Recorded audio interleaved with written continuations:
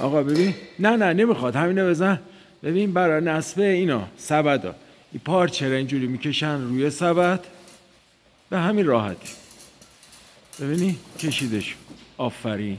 خب اینو میذارن توی جای خودش که البته باید لولا باز بشه، پیچیه. ببینی به همین راحتی رفت سر جا. خب حالا ونتوریشو میذاریم روش. نشون بده علی جون، بذار من. آفرین. بذار که خودشون اینا. این ونتوری که رفت البته باید این سر پا باشه. 2 تا پیچ با دریل میبندین روش، یکی اینجا یکی اینجا علی جون، درسته؟ همین. بعد لوله که روش بسته میشه باید طرف خروجیش اون لوله رو نشون بده. همینا. اون سوراخ‌ها باید به طرف بذار سوراخش هم نشون بده. سوراخاشو.